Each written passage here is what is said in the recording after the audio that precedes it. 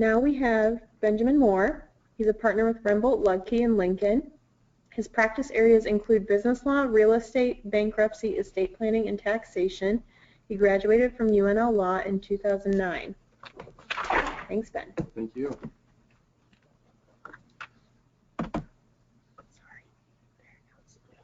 Skip that. They don't need to see that. Let me go back here.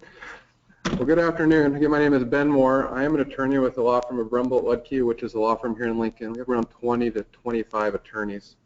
And the topic for the next hour is real estate purchase agreements. And it could probably be called real estate transactions because almost every real estate transaction uses a purchase agreement. We'll be a little more specific. I'll give you a little bit of background about me since you know, I guess what experience I have or don't have as you're starting out on your practices. I'm a partner with Rembolt. I've been doing real estate and business transaction work for about 6 years now. In our firm, we're kind of split 50-50. We have half the firm that does litigation full-time, and the other half of us are what we call business attorneys. And so we sit down and we draft a lot of contracts and work with owners and business owners in buying and selling real estate, things like that. This is a talk.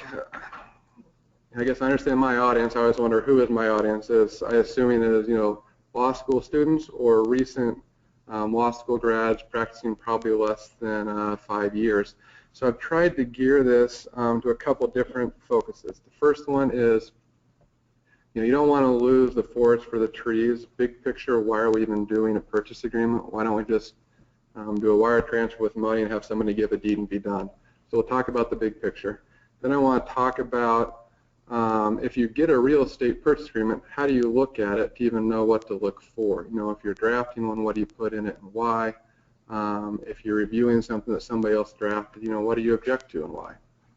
Then the third topic that I'm going to cover is what I titled 12 drafting points. And these are a mix of things that I have either seen other attorneys make on a fairly regular basis, and so I wouldn't want you guys to make them, or they're kind of gotchas. If you got a really sophisticated attorney on the other side, they can draft provisions that you don't even realize are getting nailed on for your client. So I'm going to try and highlight some of those. And I've learned these either just through tough luck or someone showed them to me or just experience. Real estate is one of those things, they call it the practice of law, and you learn by practicing. And a lot of times just the more deals you do, the more you learn. So I'm going to kind of cover all three of those in general.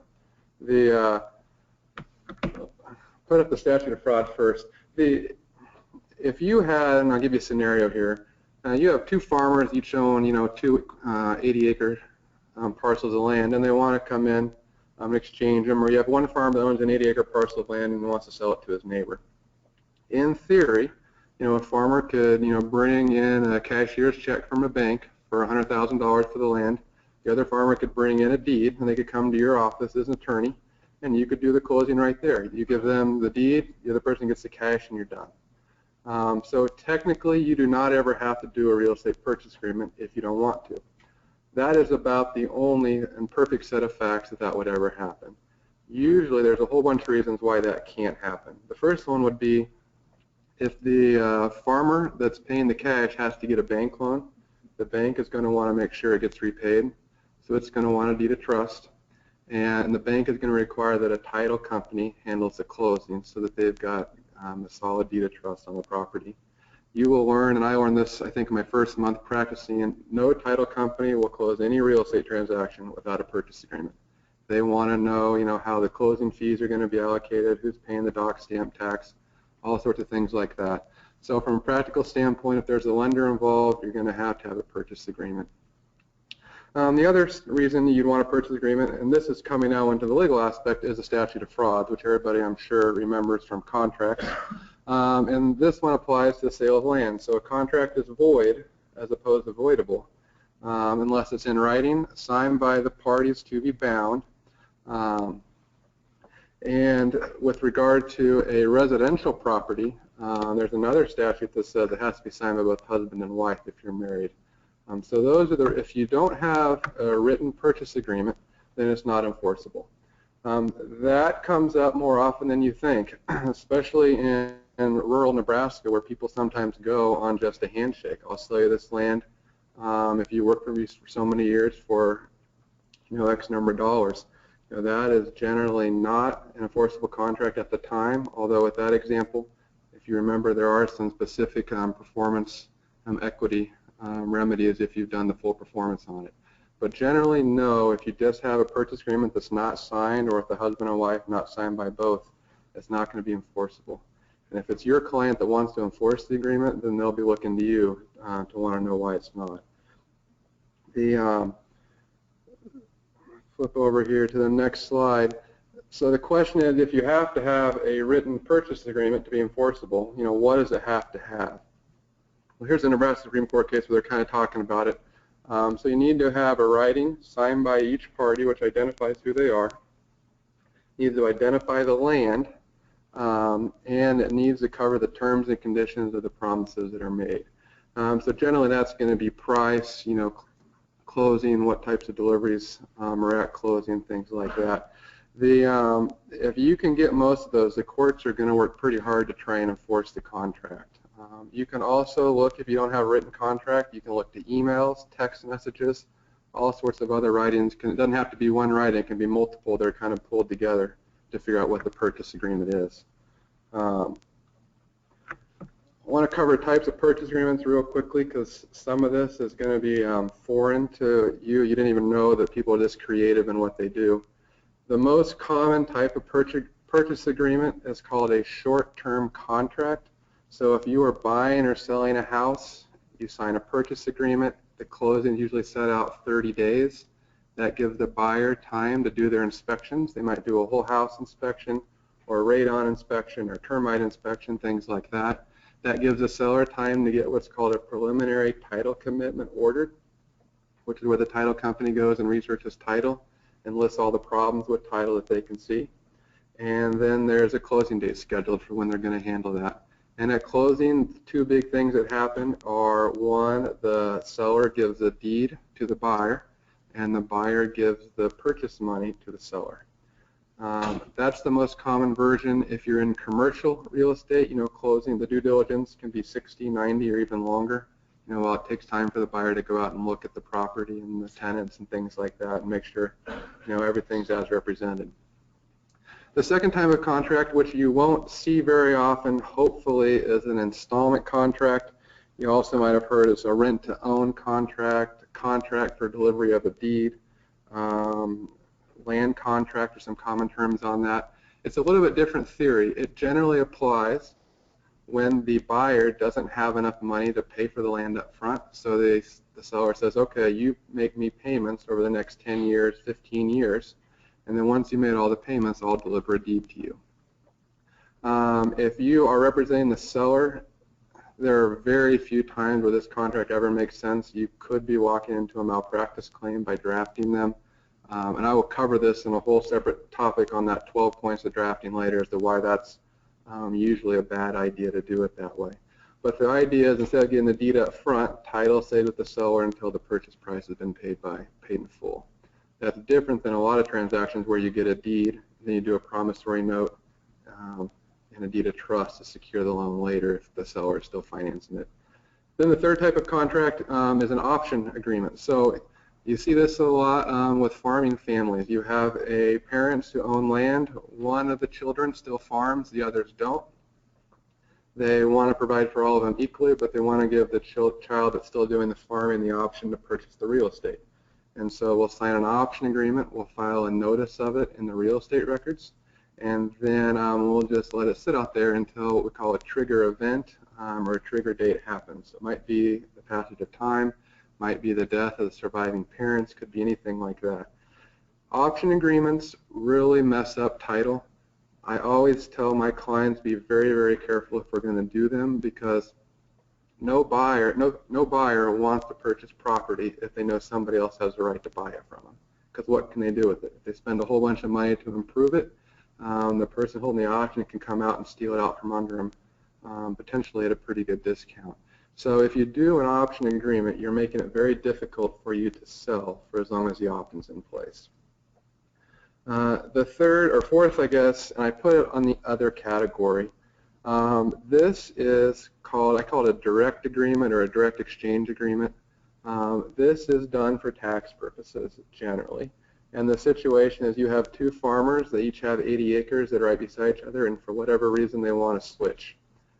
So there's really no money going back and forth. One farmer does a deed for their 80 acres to farmer B, and then farmer B does a deed back for his 80 acres to farmer A. So it's just a direct switch. Sometimes it's called a 1031 exchange agreement if the farmers are trying to defer capital gains. But it's kind of a special agreement that there's not really any due diligence that goes into it because there's no money changing hands on this. Usually it's a little bit of its own exception. But I put it out there because you will see that not on a regular basis, but I've probably seen it 3 or 4 times as I've been practicing. The farmers are neighbors, they know each other, they know how they've taken care of their fields and put on fertilizer, so these agreements are easier to work with. We spent the first part of this time, I guess, like I said, I always want to make sure you guys know where we're at because real estate purchase agreements can kind of overwhelm you. Talking about, the different types and why you have to have them in the first place. I want to move kind of to the second stage of this, which is drafting considerations. You're probably going to find yourself, if you're doing real estate, in one of 3 scenarios. 1, you're asked to draft the purchase agreement. 2, you're given a purchase agreement that another attorney drafted.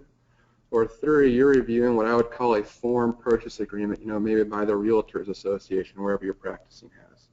And for each of those agreements, you have to, in a sense, look at it and be able to tell your client, is this a good agreement or not? What terms should you try and negotiate to change and why? And you also have to, in a sense, pick your battles. If you didn't draft the form, obviously you would probably change things or it's not how your form would look. So you always have to, in a sense, for the client, tell them, these are the things that I don't like about it, but here are the 4 that I think you should focus on, and here's why. The client is going to come to you, maybe having never sold real estate before or purchased it and not know what terms are important. So they're going to rely on your experience to help them. Ultimately, they make the decision because they're the client, but you've got to give good advice on that. And so this next couple slides are, I guess, my attempt to help you guys know how to look at the situation and advise your clients. So if you're representing the seller, it's always important to put yourself in the seller's shoes and think about what does the seller care about. First off, the seller wants to get paid the money for their land. That might sound obvious, but buyers will try all sorts of things. They'll want to put money in escrow, for warranty claims. They might want to do payments over time, and so then you've got to figure out interest and timing of payments, things like that. But the seller basically wants to get paid. If I'm giving up this land, I want my money, and I want it when I was supposed to get it. The second thing a seller has, and it probably took me a couple of years before I learned this from my clients, when a client's ready to sell property, they want to sell it yesterday. And they want to move on and be done with the property. Either they've lost interest in it, or it's not performing well and it's losing them money, or they're moving to a new location and they want to buy property someplace else. But the seller wants to be done with it and they want to walk away and they don't want to have any problems after closing. They don't want to get a demand letter from the buyer saying, hey, there's a problem with the property and you owe me a whole bunch of money. So the seller, in a sense, wants to avoid litigation after the sale. The third objective of a lot of sellers, particularly in commercial transactions, is seller wants favorable tax treatment. I'm going to assume everybody has a basic understanding of tax, but if you buy a property for $50 and you sell it for $100, you potentially have gain for the difference between what you sold it for and what you bought it for of $50. That'd be capital gains tax, most likely. Now I'm simplifying that. Usually a seller will depreciate commercial property, so the gain might be even bigger than that. But the seller doesn't want to pay tax if they don't have to. And under Section 1031 of the Internal Revenue Code, if they take the proceeds from the sale and invest it in replacement property of like kind, and that's a pretty broad category, so any type of real estate investment is going to be probably like kind, they can defer recognizing and paying tax on the sale. And that's very helpful if they're going to sell one building and go and buy another building, they can reinvest all the proceeds. And the way that works is the basis in the property they sold transfers over to the new basis. 1031 exchanges could be a whole seminar in and of themselves, a couple hours long probably, but I just wanted to highlight the issue that a lot of sellers, particularly commercial sellers, really care about that issue. So if you're dealing with the transaction, make sure either you're aware of the issues or you've got their accountant aware to make sure that this is going to be handled correctly on that.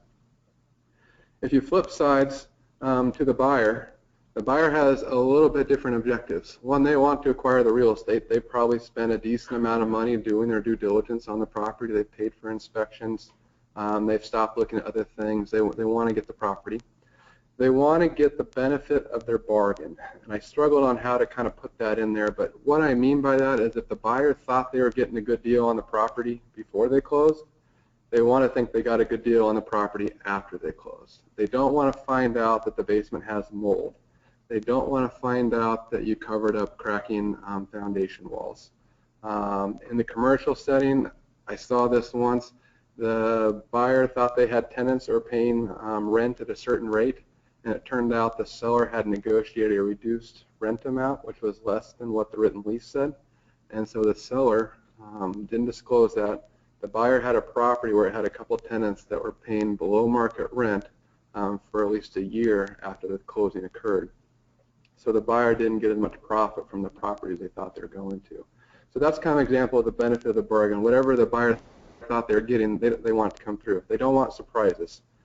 Everything that they've done their due diligence on, they want to be true. And then the last one is if there is a surprise, the buyer doesn't want to pay for it. They want to hold the seller responsible for any problems discovered after they acquire the real estate. The most common situation is there's a problem with the real estate that neither the buyer nor the seller knew about, and the question is who takes the risk of that? In a good purchase agreement, generally, if the buyer knew about it, the buyer should be, or the seller knew about it, the seller is responsible. If the buyer could have discovered it, or it's just completely random, the buyer is going to be responsible for that. But that's always the buyer's desire, is to try and hold the seller responsible so that they still get the benefit of their bargain on how that works. Let me go back to that. I didn't put this on the slide, but there's probably two other considerations to mention. One is if there are real estate brokers involved. One of my best friends is a real estate broker, but real estate brokers, should represent either the buyer or seller, but they are also interested in the transaction because they're getting a commission. So you also need to remember that if the real estate broker is pushing one way or another, they might just want the sale to close. Now, good brokers care that their clients are satisfied, but sometimes, if they're looking at a 40, 50, or 50,000 or more commission, those dollar signs can kind of cloud judgment, and you have to recognize your client might be getting different advice from the broker. Something that you think is a big concern, the broker might not think it's as big of a concern, and you just have to remember that there's different incentives in place. Likewise, you as an attorney have an incentive. You don't want anything you drafted to get sued for, the contract was ambiguous, or you misdrafted a provision and it went in the other party's favor. So you're also looking at the transaction trying, in a sense, to protect yourself. For better, for worse, that's how you're naturally going to think about it. So as you're drafting, keep primarily the seller's and buyer's considerations in place. Recognize who you're representing in this transaction, but also keep in mind kind of those background things. This also is a very good point. If you practice in the Lincoln area or western or central Nebraska, I guarantee you're going to have a time where the buyer and seller are both going to have been clients of you or your firm. You do not want to represent both of them in a transaction. That is probably a conflict of interest that cannot be waived.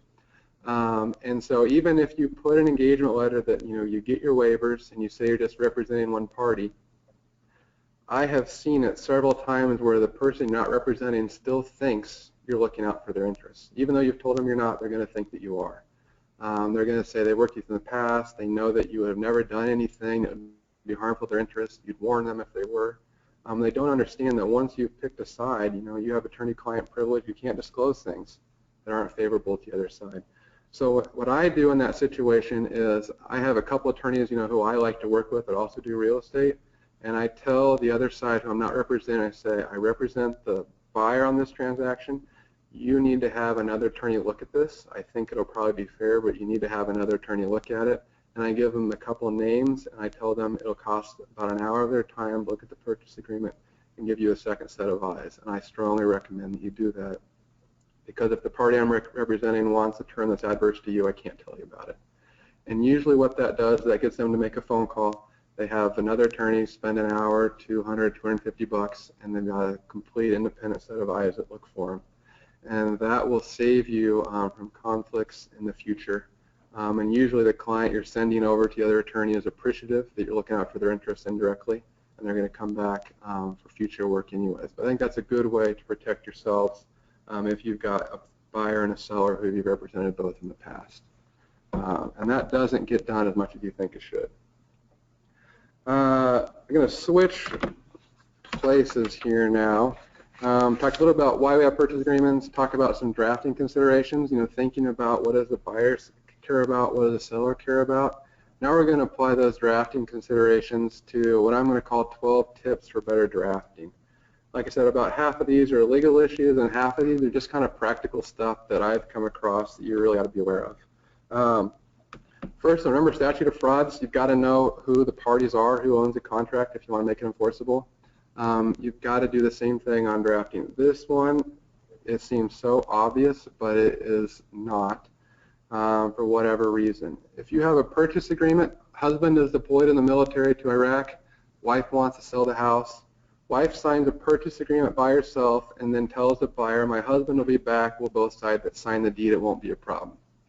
Do you have an enforceable purchase agreement if the wife wants to back out?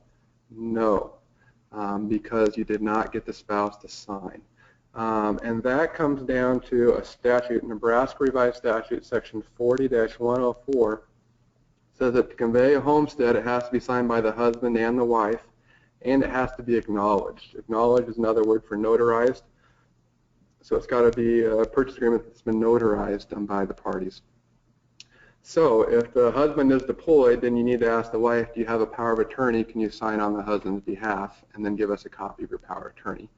Because what you don't want is to have a purchase agreement that later she gets a better offer from, so she cancels the first one and then goes ahead and sells the house for more money to a different party. The same thing is true with a deed. It's got to be notarized and signed by both parties. The next one on the list, partnerships, corporations, limited liability companies. I could have gone on with this list, limited partnerships, unincorporated associations, nonprofits, whatever. You always have to think about who has the authority to sign on behalf of your client and the other side. Generally with a limited liability company, for example, either a member can sign or the manager. I regularly see people signing as president, and president generally is not an office that an LLC has. That's more commonly seen with a corporation. I sometimes see partners signing on behalf of corporations, and I know that's not true because corporations have officers, president, vice president, director, things like that. So you always need to step back and say, okay, who is the seller, and what type of title am I looking for the person who signs this agreement? Because I don't want to have an agreement that's signed by somebody without authority. The other thing to be aware of, and this comes up more than you think too, is somebody goes a whole bunch of work to form a corporation or form an LLC, and once you've formed it, you have to pay every 2 years basically a fee or a tax to the state of Nebraska for the privilege of having a corporate existence. All they do is they send out a postcard. If you miss the postcard, or if your mailing address changes, or whatever reason you don't get it, and you don't pay by a certain time, the Secretary of State will administratively dissolve your entity. What that means is the corporate existence continues on, but by statute, the only authority the entity has is to wind down its business. So if the seller is dissolved, it's probably okay because they're selling property, they're liquidating their assets, they're winding down their business. If the buyer is dissolved, then they probably don't have authority to buy the property because generally purchasing new property would not be a step you take if you're trying to shut down your business. So I always get onto the Secretary of State's website. It's free to get on there, and you can do an entity search to see if the parties are in good standing with the Secretary of State. And if they're not, you need to ask more questions, and they probably need to get them back into good standing before you have an enforceable purchase. But that's something that takes 5 minutes to do, to look at it, go and check online and go from there. But a lot of people don't do it. And it can be a big problem later on, especially when the title company starts looking at it for title insurance, and that can really slow down a transaction. So drafting considerations. For each one of these 12, I'm going to give you suggestions on things that I think you can do to help out the contract. The first one is, and there is difference of opinion on this, but I think it's helpful to put in the marital status in the purchase agreement. So you know, my wife's name is Jody, so Ben and Jody, husband and wife, and then sellers, you know, agree with, you know, 2 other people. So go ahead and put it in the recital, which is that first paragraph where you're talking about purchase agreements. That gets you thinking about whether they're married or they're single, if they're individuals. The other drafting consideration is draft purchase agreements with notarized signatures. You might think, why don't I just draft everything I do with a notary block? Well, the problem with that is a lot of clients don't have access to easy notaries, and you want to get stuff signed and emailed back in PDF and things like that. So the default in practice generally is going to be signing contracts that are not notarized. So you have to remember with the real estate purchase agreements, particularly when it's residential property, make sure you have the notary blocks back in there. The only other document that needs to be notarized, just so you know, in a real estate transaction is the deed, and that's because of statute. The only thing you can record in a statute is a notarized document that's been signed. Number 2, again, this is one of the 3 big things with the statute of frauds: identify the parties, identify the real estate. This is also a very common problem. If you're working on a purchase agreement, I would suggest, if you're Lancaster County, you can get online and get a copy of the last deed for the property and copy that legal description exactly. If you're in a different county, they don't have things online, you can call the county register of deeds, and usually for, you know, $1 to $2, they will fax you a copy of the deed, but that way you get the right legal description. And then once you get it, you need to look at it and think about it. Does it make sense? I saw a purchase agreement and a deed to buy an apartment complex, and the legal description was the west 30 feet of lot 4. How many apartment complexes can fit on the west 30 feet of a lot? Not many. They had forgotten 2 other lots that were adjacent to it, and then there was a lawsuit that was filed about whether the seller actually intended to convey the 2 adjacent lots, or if they were really trying to sell them a half interest. It was a huge mess. There's a lot of litigation involved, so always look at the legal description. Now, I'm not asking to guarantee title. I'm not telling you to go out and do your own title search, but look and see, does it make sense? If you're selling, you know, a 100-unit apartment complex, you know, pull up the plat that's online and look to make sure you're picking up all the different parcels that go with it. The other one is meets and bounds legal descriptions that do not close. If you don't know how to read a meets and bounds legal description, it's worth asking somebody, but basically you ought to be able to trace out on a filed plat or a map that's online. Usually each county has them for the property, and make sure the legal description closed, because, you know, they should make a box at some point, and if they don't ever close, then you know you've got a problem in the legal description. And it's way easier to fix it now, especially if you're the buyer, because then it's the seller's expense to fix it. If you buy the property and then you find out later the legal description's bad, guess who pays for it? The buyer does. And getting a surveyor involved to fix a bad meets and bounds legal description, it could be an expense of several thousand or more that the buyer has to pay. But if you as attorney would have looked at it, realized it didn't close, you could have saved your client. I don't think you're liable if you don't do it, but one of the things I'm trying to communicate, I guess, here is how to kind of give value to your clients, you know, with what you're doing. So drafting considerations: review the legal description for any obvious errors. You know, again, if it's west 30 feet, it's probably too small, and make sure it covers the meets and bounds clauses. I always suggest to buyers you get a survey, particularly with commercial property, because you don't always know what you're getting. You want to know if there's encroachments, things like that. Usually the purchase price is big enough that the cost of the survey is not going to be a big problem. And then if you're drafting, sometimes I will start out in a purchase agreement saying the seller has the obligation to do the survey. I know I'm going to get pushback on that. They're going to say that's the buyer's job, and I'm fine with that. But then I come back and say, okay, seller, but did you have a survey when you bought the property? And if so, I want a copy of it. And so that way I can, in a sense, get a survey. It's a little dated for my client, but we didn't have to pay to get a new one. So there's some negotiation tactics on kind of how you do that. It really depends on that one, you know, where the seller's from. Sometimes you have sellers, you know, live out of state that are big entities and on millions of dollars of properties, and so you have to negotiate harder with them. You know, if you've got somebody from Lincoln, you can probably just ask them for the old survey and they'll give it to you. But there's some strategy on that. Then I had a comment on there: correcting errors after closing of the sale. Keep in mind that if there is a mistake, equity is available to reform a legal description in a deed if it's mutual mistake. Both the buyer and the seller made a mistake. You're not protected if your client bought a building and the seller thought they were keeping the parking lot for the adjoining building. All of a sudden, your client might have a building and now they're having to lease parking spaces for. So always know what your client's buying and how it's going to operate, and that you're getting everything you want to, because some of those deeds might not be able to be corrected. Number 3, adequate consideration. This is a really, really interesting topic. It has not been litigated in Nebraska. I think it will be eventually. It has been litigated in California in the case of Steiner v. Thexton, but the issue was, if the purchase agreement says the condition the buyer can walk out and get their earnest deposit back if it's unsatisfactory to the buyer and the buyer's subjective discretion, do you have an enforceable agreement? Has the buyer given any consideration for that purchase agreement? If they can get their money back at any time for any reason, is there a consideration?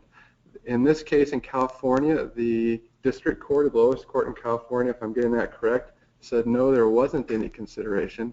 Then the California Supreme Court eventually on this one said yes, it was some unusual facts. They said the buyer had expended thousands of dollars in their due diligence because this was vacant land they were going to develop, and that was adequate consideration. But in a residential real estate transaction, you might get a different result because the buyer is not generally going to spend thousands of dollars on inspections. A couple $100 is it. So I had a couple questions just to think about. Is there an implied covenant of good faith and fair dealing that might save it? That even though it's in the buyer's subjective discretion, they have to be reasonable. I don't know. I question whether that would apply in Nebraska. And to give you an example, let's say the buyer signed the purchase agreement, then all of a sudden they found a better property and they want to get out of the one they're in. So what the buyer said is, I didn't like the paint color. Obviously, they knew about the paint color before they signed the purchase agreement, and but in their subjective discretion, that would be a valid reason not to close. They didn't like the paint color, or they changed their mind on it. So I would suggest trying to either add some language to make it more specific, such as buyer can receive a refund of money if there is a material defect found in the property during the inspection process, or if there's a defect in excess of $500 to repair found in the inspection process. I try and add that a little bit of teeth to make sure there's a standard that you're measuring, when the buyer can get out of. Then another drafting consideration, which is common in New York by statute, is the buyer can include in the purchase agreement a clause that says, this contract is conditioned on my attorney approving the terms. And then the buyer, if they don't like it, can just tell their attorney, don't approve the terms. So you kind of got another back way out that way. If I was a buyer, I'd want that. If I was a seller, I wouldn't. Again, that's a buyer-specific provision. You got to think about, again, what shoes you're in. The next topic is property seller disclosure statement. Raise your hand if you ever filled one of those out. Okay, so quite a few. If you haven't filled one out, Nebraska has a statute that says for residential property, which is defined as 4 living units or less, so a 4-plex you'd have to do it, a 6-plex you wouldn't, for example, you have to fill out what's called a property seller disclosure statement, and I included one of those in your material so you can see it. In addition to all the common law actions you might have, this statute gives a cause of action for the buyer against the seller if they failed to disclose something and the buyer was damaged by it. It's about a 4-page form. It has to be given to the buyer before they become legally obligated to purchase the real estate. So in a sense, you have to give it to them before they sign the purchase agreement. And it requires the seller to go through and check boxes about whether stuff does work or doesn't work or they don't know. And the seller has to use good faith when they fill that out. You cannot check I don't know for things that are obvious that you would know or things that are easy to find out. So does the furnace work? Well, if you know it broke, you can't say I don't know. Your job in drafting considerations is how much do you disclose? And I generally tell my clients disclose everything. If the basement leaked 20 years ago and hasn't leaked since, disclose it anyways. Tell them what you did for why you don't think it leaks anymore, but let them know about it. Because I guarantee you what's going to happen is the basement hasn't leaked in 20 years, they're going to close, and the next week you're going to get the biggest rainstorm you've had in 20 years, and it's going to leak again. And when they tear out the wall to fix it, they're going to see that it leaked once before. And then they're going to come knocking and say, hey, you knew this leak and you didn't tell us about it. And now you've got to pay for our cost to fix this basement water problem. And I have a case going on with that as a very similar situation. They fixed it. It was obvious they'd fixed it because that particular part of the basement wall, they'd used some of the paint that's the rubber and kind of seals out the water. Just in the one spot it leaked, they put new drywall on it. Buyer bought the property a couple months later. They got water in the same place. When they tore out the drywall, they could see they'd already been fixed once. And they came back and made a claim against my client on that. So I disclose everything. If I'm buyer's counsel, the question is, how do you know the seller's telling you everything that's wrong with the property? So some purchase agreements will have representations in there that says, the seller represents there are no, material defects in the property that the seller knows about that are not disclosed in the seller property condition disclosure statement. So I usually put some sort of language like that into my purchase agreements where I represent the buyer, or I add that to the seller's purchase agreement because I want a representation on there, if I'm the buyer, that they disclosed everything. And we talked about how buyers want to be able to bring a claim against the seller if they're wrong. I put this in the representations and warranty section of the purchase agreement, so if they're wrong, my client can go after them and try and get a recovery on that. So there's a couple drafting considerations there to think about. Let me add something to the seller's consideration. A lot of residential purchase agreements are sold as is, where is. You take the property as it is. I make no representations about anything other than basically title, that I own it.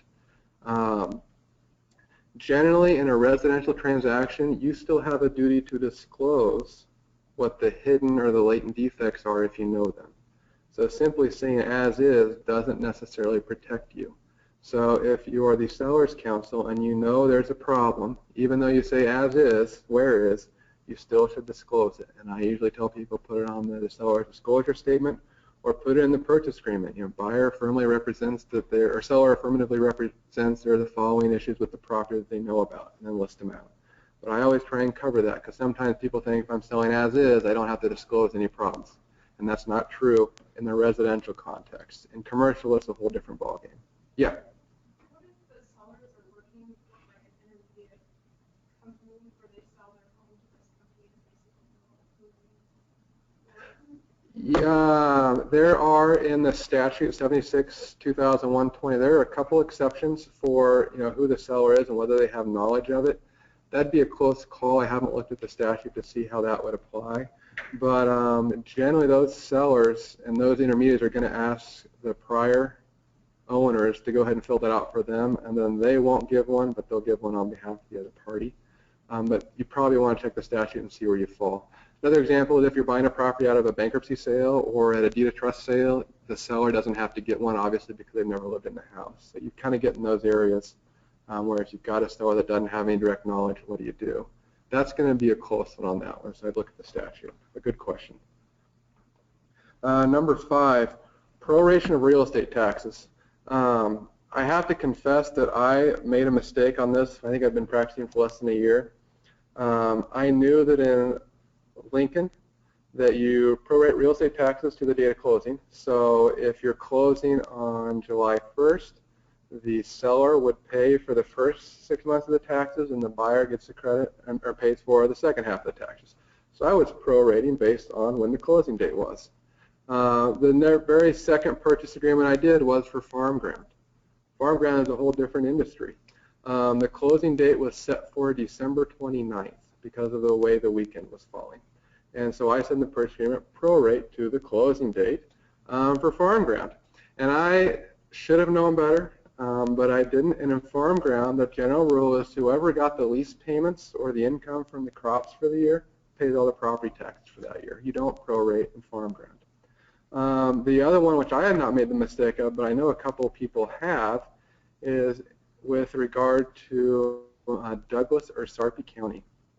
And real estate and taxes in Nebraska are kind of confusing. I'm not from Nebraska, so it was a new concept to me, but taxes for this year, 2015, are not due until next year, 2016. So we always pay 1 year behind. And Douglas or Sarpy County, they are the only exception I know of in the entire state, and nobody really knows why, to the best of my knowledge. But they prorate real estate taxes which become delinquent in the year in which the closing takes place. So if you are buying a house in Douglas or Sarpy County now, the taxes you prorate are the 2014 taxes from last year that come due this year. So that you're basically prorating a year behind. If you buy a house in any other county, you're prorating the taxes that come due, that are assessed this year but not due till next year, so you're 1 year off. So if you get the wrong tax proration there, you can cost your client 1 year of taxes. Taxes are about 2% of property value, so on a $200,000 house, that's $4,000 that your client could have to pay because you didn't get the right tax proration formula in there. So you always have to think about, okay, what county is this property located in, and do I have the right tax proration, or do I have farm ground that has a different tax proration? And then I need to go find out who got the rental payments. You got to ask some questions, but think through that. Property values keep going up. It's a very unusual system with Douglas and Sarpy County, especially if you practice in Lincoln or West. You're not even going to really know about that rule. So the other takeaway or my drafting consideration is check where the real estate's located, and if it's an area you're not familiar with, talk to a broker or talk to a title company who's doing your title commitment and ask them, are there any unusual aspects about real estate transactions in this area, or is the allocation customary based on, and then ask your question. But try and use somebody local so you don't miss things like this, because that could be an expensive one.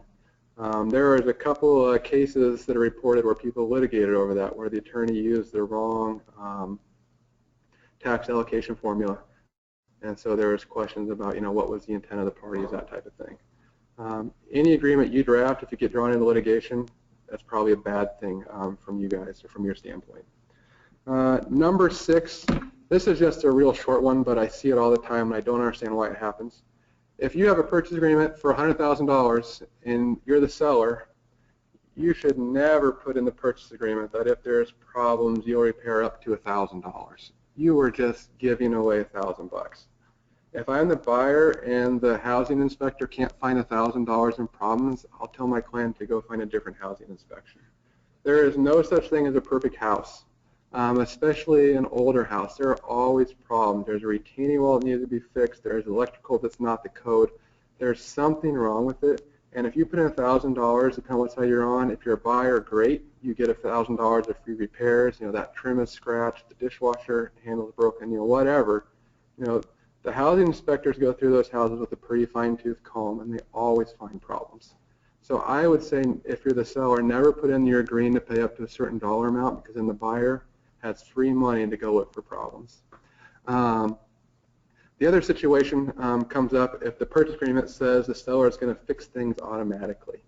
In Lincoln, the standard realtor's purchase agreement says that if there's a termite inspection and termites are found, the seller has to treat no matter what at their cost.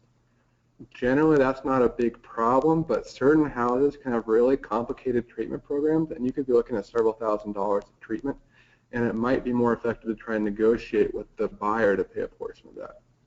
Same thing with radon. Omaha realtors say that if there's a radon inspection and the radon level is too high, the seller has to mitigate the radon and has to pay the full cost.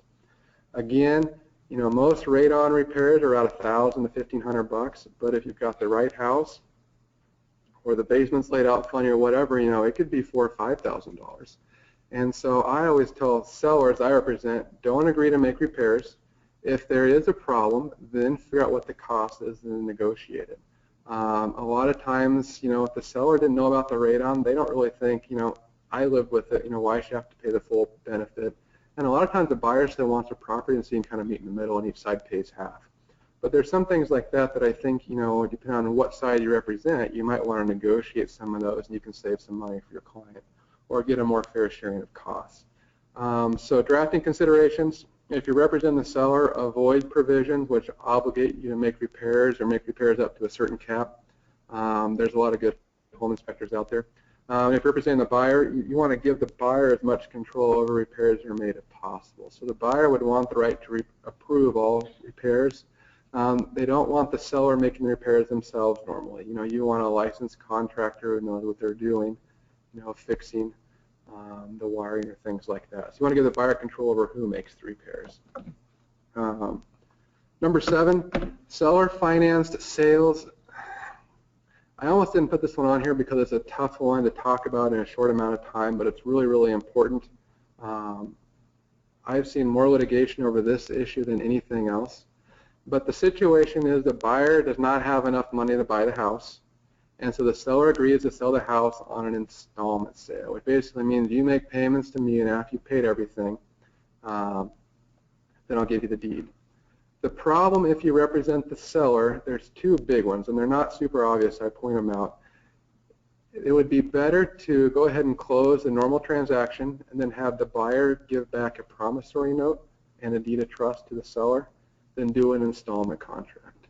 And the reason why is if you do an installment contract, which again is the payments over time, deed at the end, that's an equitable mortgage.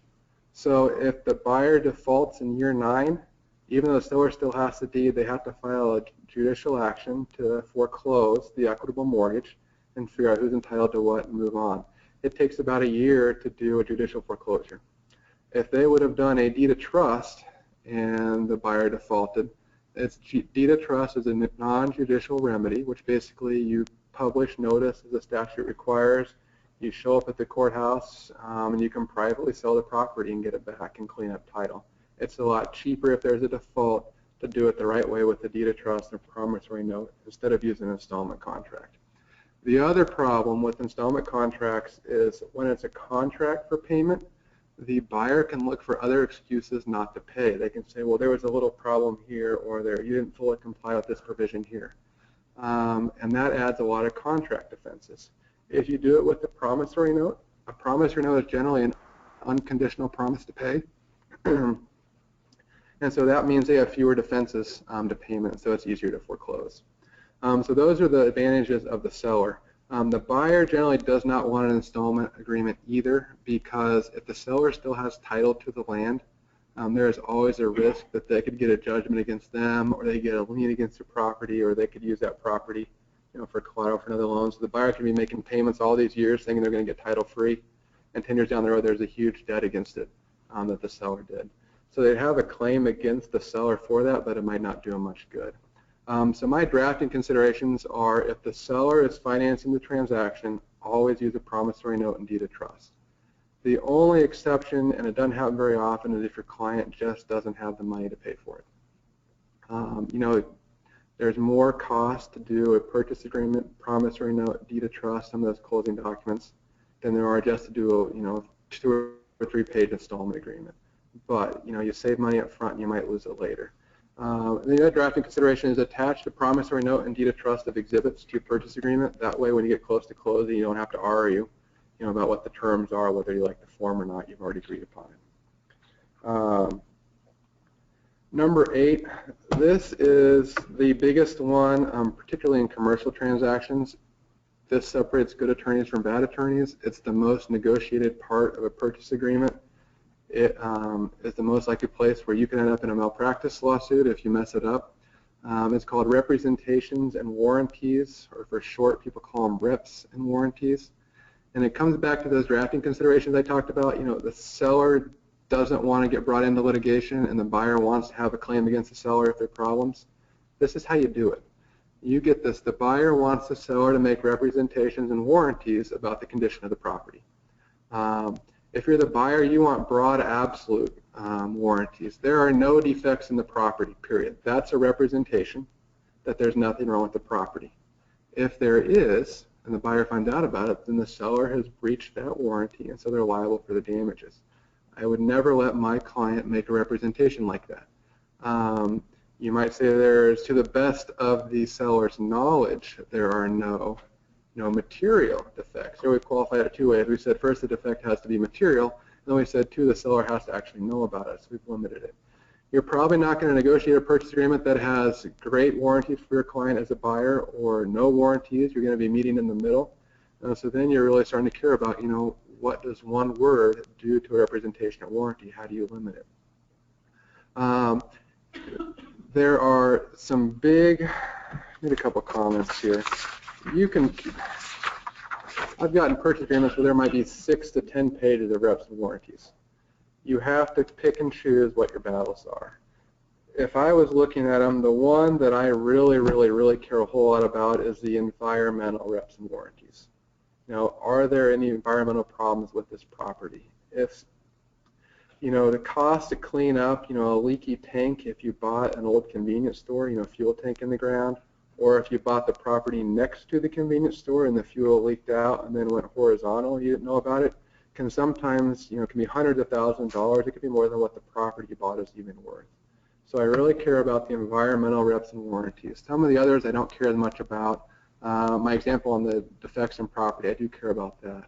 But you always want to, if you're the buyer, you want to make them as broad as possible that you can get away with. If you're the seller, you want to make them as narrow as possible. And so I tried to give you a number 3 the way I kind of look at these, and depending on what's who I represent, which way I go. But the first thing you can do is you limit the size of the rep and warranty to make it within your knowledge or easily discoverable. So I might represent and warrant that I have no knowledge that there are any pending eminent domain actions against the property. Because obviously the buyer would want to know, if I've gotten a notice that they're going to widen the highway and they're going to lose some of the property, the buyer would want to know about that. So I would never say there is no pending eminent domain proceedings or consideration because I don't know what the county is doing and I haven't looked or talked to them. But I'll say I haven't gotten any notices about it. I'd be okay making that representation instead. So I'm going to limit the size to my knowledge, or limit the size basically what do I know, and then I'm going to limit the scope to what my actual knowledge is generally. Sometimes actual knowledge is tough to pin down. If you have a seller that's a corporation, whose knowledge are you talking about? Every employee's knowledge, just the executive officers, just the president? On bigger transactions, and we're talking, 10 million or more, that really starts to matter because you can have some big clients who, their maintenance person may know about a problem, but that hasn't made it up the chain of command, to the president or the CEO. So we always want to then define, well, whose knowledge are we talking about? What knowledge is going to be imputed to the person that signed this purchase agreement? Then the last one is to limit the duration of the reps and warranties. If you remember in property, there's a doctrine called merger. All the promises in the purchase agreement merge into the deed warranties. Deed warranties are generally pretty basic. I'm conveying the property free and clear of all liens, subject to the exceptions and restrictions of record. And I own the property. That's about it you get these days. So if you put in there that you're going to do certain things, or there's a problem with rep and warranty, and you don't have them survive closing, your client may have no claim to go against the seller. So if I'm the seller and it doesn't say anything about the reps and warranties survive closing, I am very happy with that. If I'm the buyer, I always add that in and say the representations are survive closing and are deemed remade as of closing. So I'm going to try and cover it both ways. What that does is those reps and warranties are generally breached on the closing date, if at all. And then the statute of limitations in Nebraska is 5 years for breach of written contract. So that gives the buyer 5 years to find the problem and bring a claim. So on the last one on duration, if I couldn't get the reps limited like I wanted to, or I don't want to give the buyer 5 years to find the problem and make an issue, I'll say, we're going to waive that, and the buyer has, 90 days or 1 year or 2 years to make a claim. So again, I'm trying to help my seller there not get drug into a lawsuit 3, 4, 5 years after they sold the property. So there's some other strategies there on drafting, I guess, to kind of think about with reps and warranties.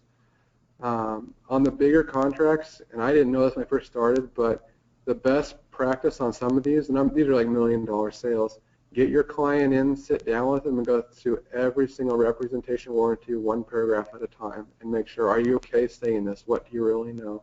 Ask them questions, because this is the most litigated area in purchase agreements. Number 9 is financing contingencies. This is not a legal issue at all. It's just a practical one. And my example here is buyer owns a 4-plex property in Lincoln, or buyer wants to buy one and adds a financing contingency, which basically says, my duty to close on this transaction is contingent upon me getting financing at a rate not to exceed 3.5% for a term of not less than 20 years. You have to know that in Lincoln, most banks will not lend on this type of a property for a term longer than between 5 and 10 years. So if you've got a financing contingency that says the buyer can walk unless they can get a loan for 20 years, and you know that no banks will lend on those terms, the buyer basically has a guaranteed way to get out of the contract if they ever want to. So when you're looking at these, and I don't think it's the attorney's job, but again, how do you add value to your client and give them wisdom of what you know? Look at the terms. If this is a commercial property this size, then you ought to tell your client, just so you know, the best loan terms they could possibly get even on a great borrower is probably 5, 10 years. So you might want to restrict that if you're worried they're going to walk away. Savvy real estate brokers will use this approach. They will add, terms for a house of 35 years. There really are no 35-year, mortgages, and the other broker isn't careful and doesn't catch it. And so you as the attorney can see some of this. So that's one of the tricks that people throw out there to look at that. So the drafting consideration is evaluate whether they're reasonable. Number 10, title insurance commitment. Review the exceptions listed on the title commitment. I think the next seminar is on title insurance, so I don't need to spend a whole lot of time on that. My only drafting consideration is make sure your purchase agreement gives you the title commitment 10 days before closing so you have time to look at it, and then actually look at it. 2 things to watch out for. Deeds will list as exceptions on title commitment, but they don't tell you why. You need to look at every document listed. I've seen deeds where they had a right of first refusal or an option agreement or a right of reverter contained in them, and it wasn't obvious in the title commitment what the problem was. So anything deed that's listed, you want to pull it. Then watch for covenants and restrictions. If your client's buying a residence, they want to use a rental property, and the covenants and restrictions prohibit rental properties, that could be a problem. So pull those and look at them. Again, this is just some due diligence stuff, just taking the time to think through what the problems could be for the buyer and then doing it. Number 11, these are not complicated provisions, but if you're new to real estate, you probably don't even know they exist.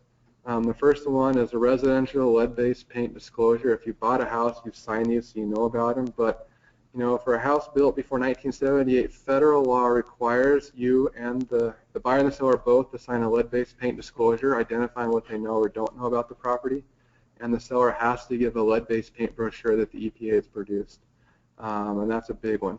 So don't forget to do that. These most common come up when your client didn't use a realtor and the buyer doesn't have a realtor and they're asking you, to handle the closing or do the purchase agreement and help them out with the documents. We already talked about the one where the buyer and seller are personally known by the attorney. That's an issue. Foreign Investment in Real Property Tax Act. That is a provision. The IRS does not want the seller to get money and then take it abroad and not pay tax on it. So if you're the buyer and you pay the full purchase price to a foreign seller and they don't pay the tax, the IRS will come after the buyer for 20% of the purchase price. So if you're the buyer, you always want to make sure you have an affidavit from the seller saying they're a U.S. citizen and not foreign.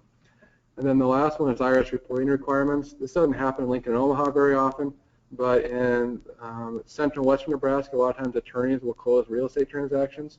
If you close it, you have to issue a 1099-S at the end of the year to report the gain or the proceeds for the sale to the seller.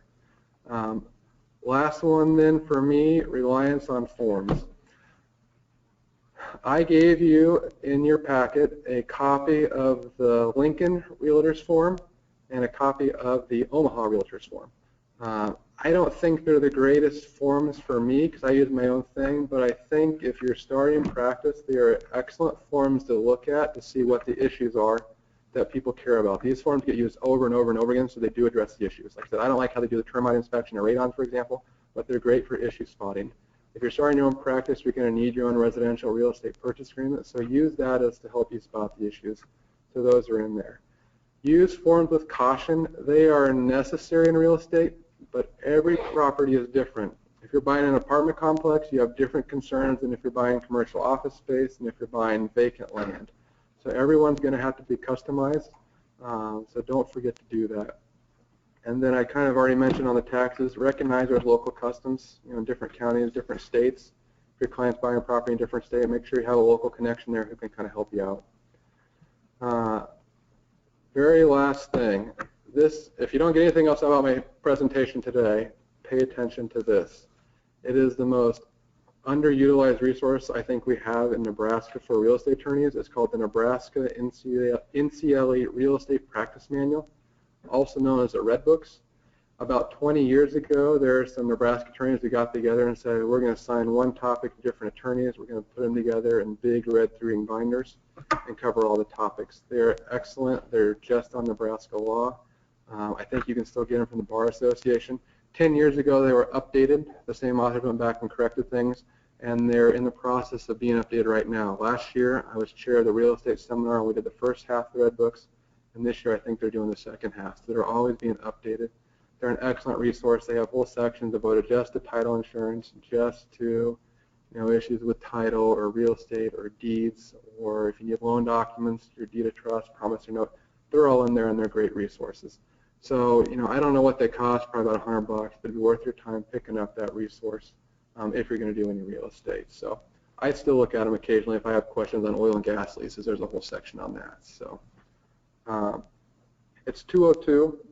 I started a couple minutes late. I take 1 or 2 questions, but if you're good, we'll move on to the next speaker. Okay. Thank you. Last but not least, we have Dan Pauley here with us.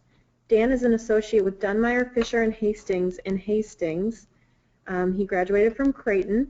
He served as in-house counsel for a while for Treetop Ventures, an angel investment and CFO consulting firm in Omaha.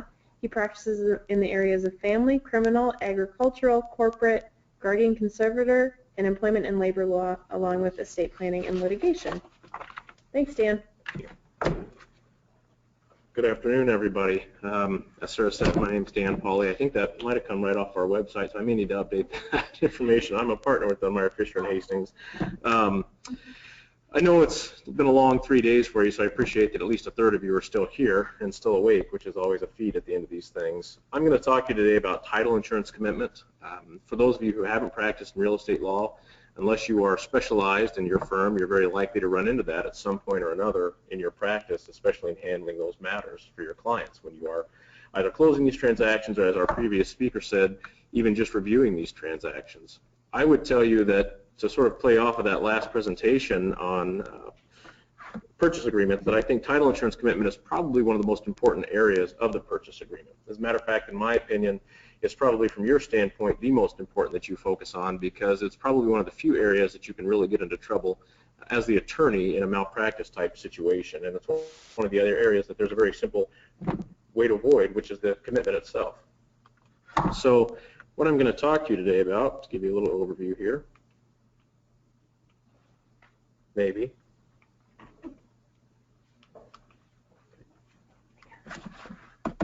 Okay. Now, first I'm going to tell you about the American Land and Title Association, ALTA, which is one of the predominant and leading industry area experts. They're the ones who put out most of the information that the majority of title companies in the U.S. use and the forms that they use.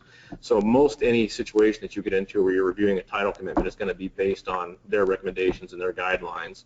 We'll talk about some of the types of title insurance. There's a couple of specific types, owners policies and lenders policies, the cost of those things and the payment of them, why title insurance is important, and then specifically how the title commitment relates to that. And it is the instrument of the title insurance. It's the beginning of 2 instruments of the title insurance, one being the commitment that you get in the closing process prior to closing, and then the final insurance policy being what you get at the end of that process. Why you have to understand title insurance first, what to look for, and how to protect yourself and your client, as well as some of the changing areas of the law to keep it well aware of and keep cognizant of as you go forward. One area that I'll get into that I think is the most important in this topic is probably examples, what you ought to be looking out for and how you can get into trouble with title commitments and what they're helping you protect your clients from and also yourself from. And if you have questions as I go along, please don't hesitate to raise your hand and ask me. So there are 2 types of title insurance. One is the owner's policy, which is typically used to protect the purchaser for the amount of the purchase price. If you buy a home for $400,000, you get a title insurance policy that protects the house value up to $400,000. And the basis for that is going back to sort of the history of title insurance and title commitments, which used to be done back in the 1860s by conveyancers who were conveying the property. And the people that were doing that would put together sort of a history of that chain of title, a summation of that the buyer would have to look at. Your clients are concerned with the owner's policy. They want to make sure that the value that they're expending is protected, so that if they get a house for $400,000 or commercial real estate for $1 million or a farm or whatever the piece of real estate, real property might be, that if they end up not getting marketable title or there's a cloud on title that isn't caught, that title insurance is going to step in and protect them up to the value of that property, which makes sense if you think about why we'd want to insure them for the purchase price. The next side, which is typically subsequent and normally is paid by the buyer because it only benefits them, is a lender's policy. And that's a policy that's going to protect and insure the value of the transaction up to the loan amount. And so oftentimes you'll have specific provisions in your purchase agreement that say that the buyer is going to pay the lender's policy because, again, it's directly benefiting them. It has absolutely no correlation to the seller. It's a buyer who is making sure that their bank or whoever's lending them the money is protected as well to the extent of that loan. So the types of title insurance, the owner's title insurance policy, again, just a little bit more specific about what it does. It protects the buyer, and the lender's title insurance policy, the loan policy protects the lender. As I've talked about, in a typical transaction, the title policy is often going to be required by the mortgage lender and isn't going to safeguard the rights of the buyer. It's going to protect the mortgage or the lender. And that's why I don't think I've ever seen a situation where a bank will allow a loan without a lender's policy. I suppose if you had a really good relationship with them, but even then, it's something that's in there to protect their interest on the loan. And normally it's a separate fee from the title insurance, which we'll get into a little bit later, because typically the common practice is that in a sell or a real estate purchase agreement, the buyer and seller will split the cost of that title insurance policy. That's not a huge number when you're talking about real property. When you get into commercial property, it gets larger and can get somewhat substantial depending on the purchase price and terms and that sort of thing. And so you have to be clear, because it can be a pretty nasty situation if you make a mistake and you expect a seller to pay a lender's policy and they're caught off guard to the tune of several thousands of dollars. The cost of the title insurance policy relative to the property transaction is typically about 0.5% to 1% of the purchase price. That's based on a number of different things. It's based on the property. It's generally determined by the value of the land plus any improvements. But normally speaking, even in commercial or residential transactions, it's about 0.5% to 1%. And in the material that I provided, there's an example that kind of gives some specific talks about that.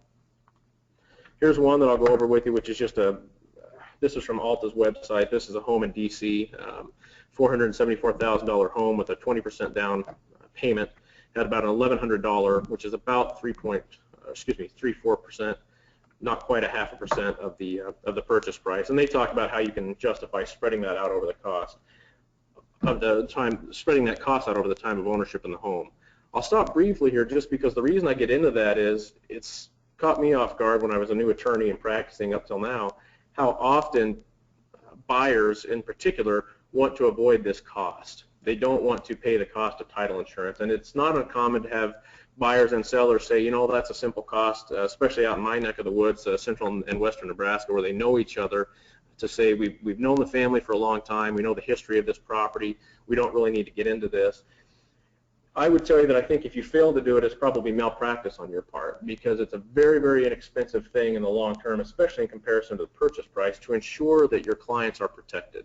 And I'll get into that a little bit more, especially with examples, but it's just one of those things that you have to look at it relative to the purchase and the transaction in general, and 0.5% to 1% to ensure that your client is protected in a way that you can't, and also in a way that, so that you understand, typically is not covered under your malpractice policies, presuming that you have them, is a very good thing for you to do for everybody's in protection involved, and just to make sure that everybody's on the right page about what it is that's happening and what's being conveyed in this transaction. So the parts of the title insurance commitment, and the title insurance commitment is a product you get from the title policy, the title company that's going to be providing the title insurance in this closing, and you get it typically prior to closing. It has a number of different provisions that we're going to talk about and sections that we're going to talk about that you need to be careful in focusing on and drawing your client's attention to. There are covered risks that are discussed in the typical policy, and they'll talk about things that are covered and are not covered. The most important thing when you're looking at the title commitment are looking at those things that are exemptions, what is not covered. And normally the title insurance commitment will draw your attention to those areas that are not covered. You need to understand why they're not covered. More importantly, you need to understand if you as attorneys and representatives for your clients need to take steps to clean up that exemption that isn't covered. Because normally in the purchase agreement, you've given yourself, as the previous speaker said, and as I will echo, at least 10 days on residential property, if not 15 days, to obtain and review that title insurance commitment, and then make an opinion to your client as to whether or not they ought to proceed with the transactions. Oftentimes, it's not quite as black and white. It's more a situation of we can proceed, but we want to clear these things up that are tarnishes on the title or clouds on the title, in our opinion, or exceptions under the title commitment before we allow our clients to go forward. Some of them are minor, some of them are substantial, and I'll get into those through examples so that you understand sort of the risk that you take and that you subject your clients to if you don't make that distinction for them. The exclusions, and again, a lot of this material is in my handout for you in more depth, but the exclusions will list the things that are outside of the control of the title company. Typically, there's about 5 areas that they will focus on, such as government regulations on land and eminent domain, title matters that have been created or agreed to by the insured parties, defects that are known to the insured but not disclosed in writing to the title company prior to the policy. The policy typically will not insure against any defect of title issue that is created or attaches to the property after the date of the closing. And so if you close and then there's a subsequent issue that gets created, your policy is not protecting you for that. So Schedule A under the title insurance commitment, which you have a copy of in my material from a previous closing, normally will set out specific information on the title and policy, such as the date of the policy, what the amount of the insurance is, whether or not there's a lender's endorsement or a lender's policy as part of that, the legal description of the land insured by the policy and the estate insured, whether it's going to be fee simple, leasehold. It has to be attached to the policy to be valid. This is the first area that your focus needs to be on in your due diligence for your client.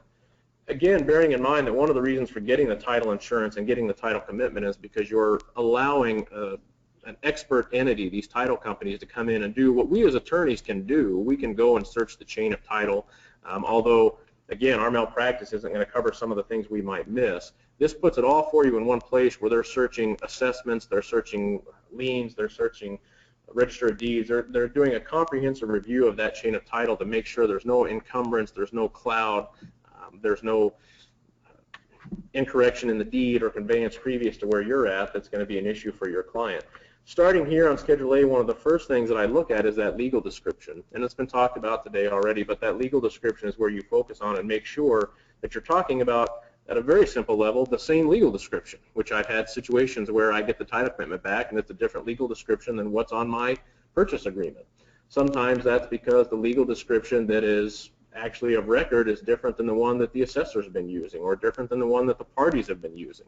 That may be the first area where you come to a recognition that you have a problem, and perhaps it's a very simple problem. Maybe you have just a more comprehensive legal description in the title commitment. Maybe you have an incorrect legal description in the terms that you've been using, and this might be one of those first areas that you realize you have to go and get a survey and make sure that you get the correct legal description in order to go forward. Schedule B is an incredibly important area for the title commitment. It's one of the areas that shows you the various exceptions to the title that the title company found when it performed its title search. There's some common things on here. They're common in that you might see them a lot. They're not common in that you have to be very diligent every time to make sure that you pay close attention here, because these are those areas where you need to take action on behalf of your client.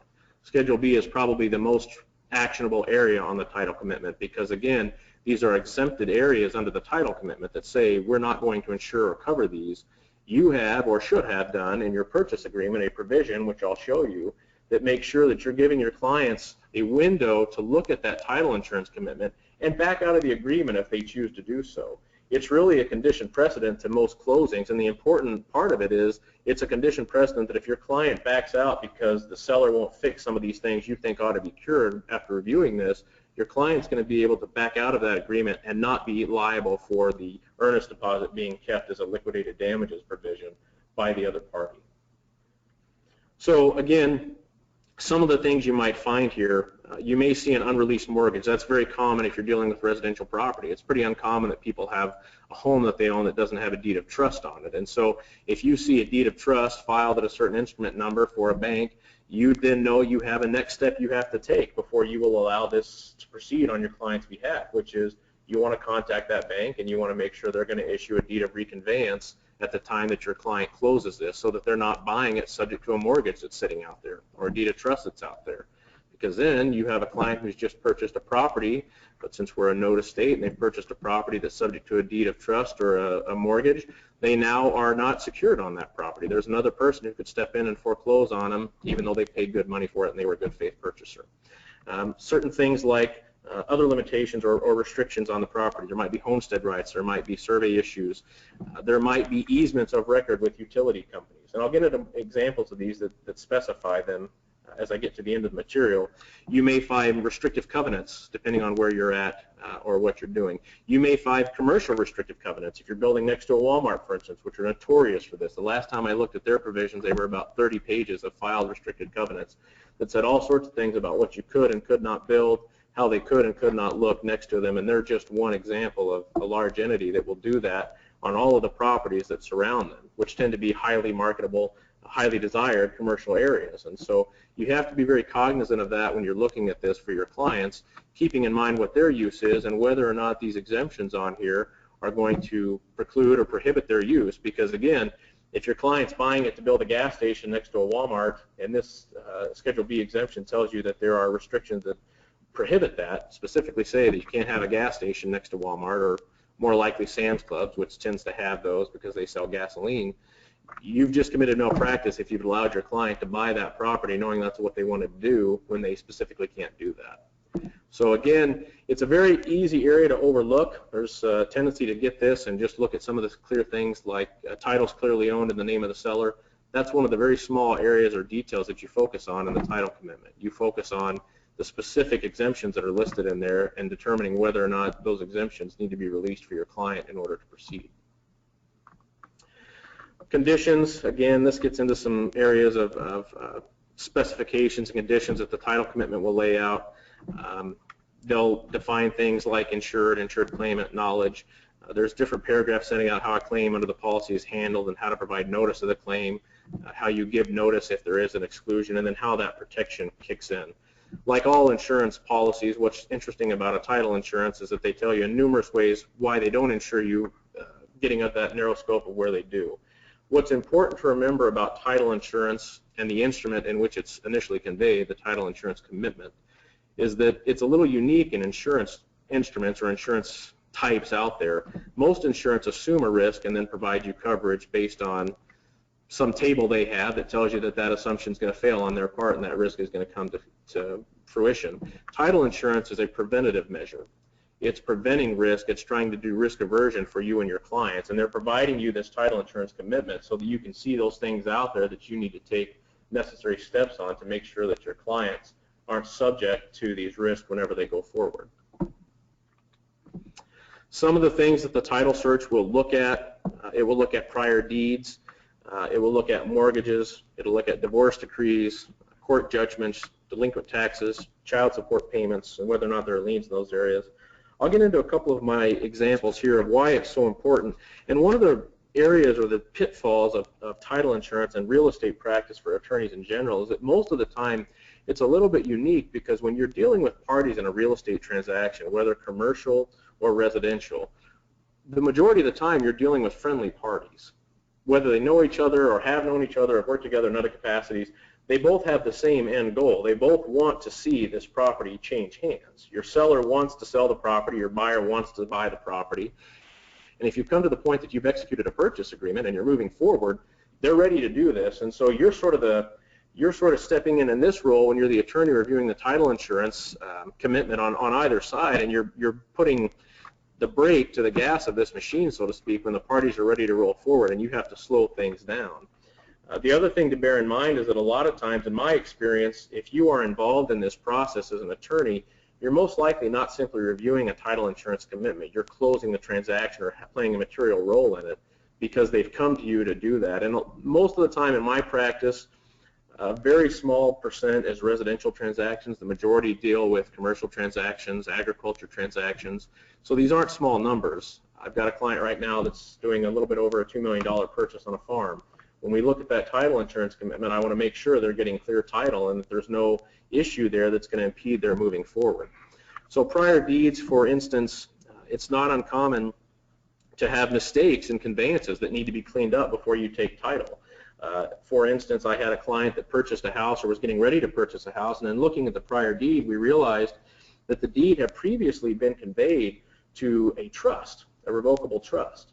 And that person was then going to, the trustee of that trust was going to sell that property to my client. The problem is a trust is not a legal entity. They are represented by the trustee, who is the one who has to sign on capacity of the trust. And so to convey title to a trust as opposed to the trustee of a trust is an invalid conveyance. The title still technically sat in the previous party before it was conveyed into that trust. And so I needed to make sure that we had a correction made and that it was conveyed properly to the trustee, who then had the authority to convey it to my client. And the title commitment, in showing me that, is what made clear to me that there was an issue sitting in that chain of title. Mortgages, again, it's happened to me more times than I can recall that I have a situation where someone says a mortgage is paid off, there is no mortgage on this property, and we find out, in fact, it may have been paid off, and maybe it even was paid off, but the deed of trust was never reconveyed. The bank didn't reconvey property to clear that cloud on title, and even though they were paid off, it's still sitting out there as being secured by their debt on the property. I don't want my clients to buy that property with a cloud on title because it's secured by someone else. If they buy it and they go to get a note on it themselves, they're not going to be able to finance that property because their lender's not going to want to take a secondary secured position in the collateral. Divorce decrees, again, there are judgments that can be entered against the property, put liens on the property so that you can't do anything with respect to it.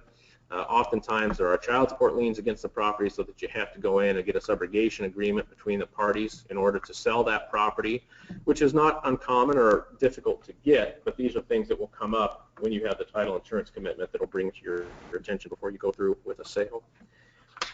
The title insurance commitment will also tell you what things are necessary or the title company is going to require in order to proceed to issue that final policy. So for instance, if you're in a commercial real estate transaction, your seller is a corporation, and previous discussions today brought this up, how do you know or how do you make sure that this is a valid corporation? Well, the title insurance commitment is going to require that you have a letter of good standing from the State Secretary of State where that entity is at. Things that make sure that you're able to proceed and know that you have authority from the seller to transact that transaction, or the buyer in that case as well. So you may also have to, and often will, if you're dealing with an entity like a corporation or an LLC, have an authorization or a resolution from that entity that allows whoever's signing on behalf of it to execute the documents and move forward. Why is it important? And we've kind of talked about this a number of times. It protects your right to your home or your property if it's commercial real estate. By searching and clearing and ensuring the title is clear before you buy it, you make sure that you're getting protection as long as you own it and anyone after you that's your heir or assignee. If it ever comes into question, the title insurance policy kicks in and it's going to protect you against that cloud on title if someone comes in and tries to sue you for a better claim to that title because you've got the policy there. And these aren't infallible. They can make mistakes. I had a client in Nebraska recently that had purchased or was getting ready to purchase a commercial property rather, and by a strange coincidence, we had two title policies that we actually ordered from two separate entities. One caught something, one did not. The one that we caught was the fact that there were out-of-district hookup fees with the utility company in that area, and they were substantial, almost the value of the property that we were purchasing for $50,000. The other title insurance commitment did not. Again, strange circumstance for why we had two, but the point is, it illustrates to you, one, the policy that didn't state that would have had to insure against it, but more importantly, the policy that did let me tell my client that, who was able to determine they were probably overpaying for the property when they were going to have to pay the same price in order to get it to a state where it was ready for commercial development. And as a practical matter, keep in mind that even though these title insurance commitments and these policies might protect your client in the end if there's litigation, most of our clients aren't really looking for necessarily protection for litigation. What they're looking for is the avoidance of litigation altogether. If your client comes to you and you say, well, hey, don't be upset, you've got this title insurance policy and you're protected. You're right, they're protected and they probably don't have a claim against you for malpractice, but chances are that client's not going to come back to you to represent them in that next transaction that they go to because they're going to be upset about the fact that you subjected them to this in the first place. And as those of you who know or don't know or will find out as you get into practice, again, litigation is sort of one of those things that's no one wins most of the time. Even if your client does win, it may take them several years and lots of expenditure to get to that point when all they wanted to do was buy and develop commercial property. They're not in the practice of the business of practicing law, and they don't want to be in the business of practicing law. So your job is to make sure that they don't have to get more in depth with it than they want to. One of the residential language provisions that I normally put in my purchase agreement is something like this, that puts in there that within 10 days after the execution or signing of the agreement by the sellers and buyers, seller is going to furnish a title insurance commitment to the buyer, and that within 10 days after that, buyer is going to furnish an opinion, or excuse me, the seller an opinion of buyer's counsel showing any defects that render the title unmarketable. This gives your client a window to review that title commitment and determine if there's any of those provisions in there that you think are unmarketable or are going to determine or make that property unmarketable and allow your client to back out if they need to. Again, bearing in mind that most of the time your client isn't looking to get out of this agreement. They may just be looking to make sure that these clouds on title are cleared up, and most of the time they can be, but you need to make sure that they are for your client going forward. Or in the case, as may arise, that your client determines they want to go forward regardless of the encumbrance on title, you need to make sure for yourselves that you're protected in that scenario as well, which may mean pointing out to your client that there's a provision in your purchase agreement which allowed them to review this commitment. You reviewed it. It's your opinion that there are defects on title which ought to be cured. If they want to proceed at curing, they're doing so at their own risk and against your counsel and advice, and making sure you keep that letter in your file for a long time. One of the examples of that is, especially out in my area, we have a lot of EPA issues where I have commercial real estate clients who try to buy property and don't want to have an EPA environmental phase 1 inspection done. They're not cheap, they're costly, and they're timely. They take about at least a month, if not 6 weeks, which is a pretty long lag time in a purchase process, and they can cost anywhere from $2,500 to $5,500 for the first part. If you go on to a second phase 1, they can cost $10,000. If you don't do that, though, which a title commitment will often tell you whether or not you have environmental issues you ought to look at, if I allow my client to proceed without that, the environmental penalties for having contamination, if they're ever audited by the EPA, could be in the hundreds of thousands of dollars, which could easily eclipse the value of the commercial property. So again, this provision protects both you and your client because it's in there. Yes? When you do those letters, do you have your client sign them as well, or do you just make sure you don't write what you send? It's a good question. So the question is, when I draft these letters to my clients with respect to the risk that they're taking on when they want to proceed, regardless of what I've suggested to them, do I have them sign the letter? I typically don't. I know a number of attorneys who will have them come in and sign a receipt or something for that letter. In my area of practice, if I do that, I'm probably not going to keep those clients very long. They want to have a trust relationship with you. I think for the most part you're protected by having a letter you've sent to them and having it in your file. But certainly not having it subjects you to bigger liability. Thank you. Good question. The commercial language that I put into my agreements is very similar. One of the differences is that normally I give longer time periods to get that. You'll notice too, one of the things I always put in my agreements is that the seller will cause a title insurance commitment to be furnished to the buyer. One of the reasons I do that, even though I may sometimes be the one ordering it, is I want to make sure that my client is protected if for any reason they don't take the necessary steps or don't get to the necessary steps in that window to get that policy ordered. The seller is the one who has the right to this property, the right to access and everything else, and may even have the history of this property. They may have already had a title search done when they purchased it recently. They may have surveys. They may have phase 1 inspections and things like that. So you want to put the onus on them because they're the ones who have access to the property right now to be securing that title insurance policy.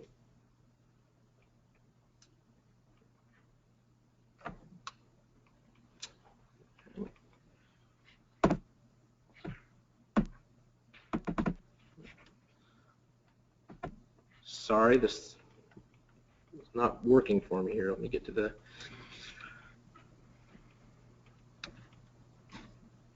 There's been some changes to the law, and this is a little small to see, but it's included in my material. This is from an attorney that does a lot of this work for title insurance and owns a title insurance company in Nebraska here.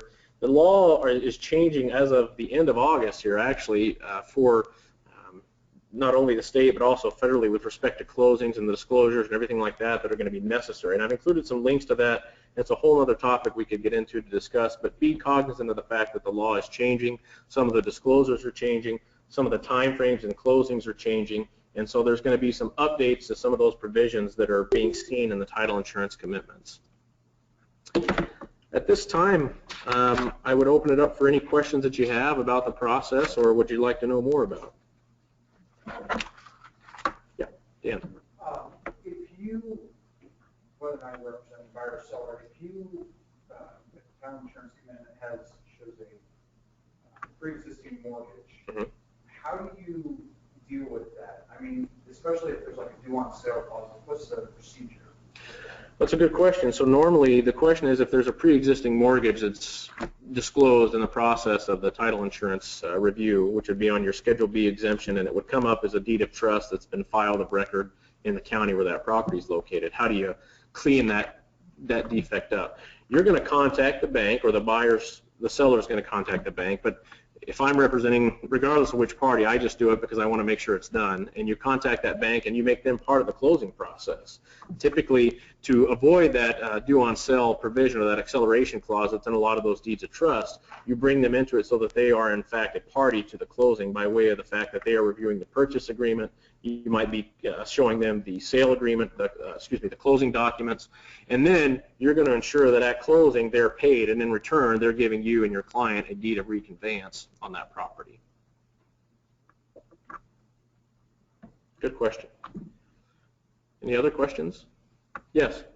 So I know that there are endorsements or additions, or I'm not exactly sure the term is, you can add it to title insurance policies that are fairly reasonable in relation to the cost of the rest of the policy. Are there any particular ones that you would recommend that should be added to the policy under certain types of transactions? It's a good question. So the question is that there are certain endorsements that you can add to title insurance policies, and what circumstances you might choose one over the other. That's a good question. I'd use them. It really depends on each transaction and what you're doing. Again, in my area, we have some environmental concerns, and so it's not uncommon that we get environmental endorsements to our policy that go on there and will stipulate that certain things are protected that otherwise would be exempt under the policy. One of the downsides of that is oftentimes we're required to get a Phase 1 inspection then, but a Phase 1 inspection has certain thresholds in it where it may say that there's some risk but not enough risk that you really ought to go to that Phase 2 inspection, and we'll protect you with this endorsement up to that extent. So good question. Something to certainly look at and make sure that you're considering for your client depending on the circumstance of their use and their intended future use of that property. Any other questions?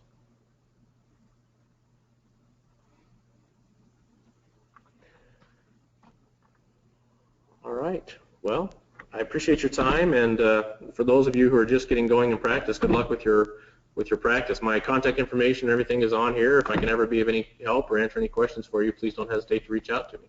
Thank you.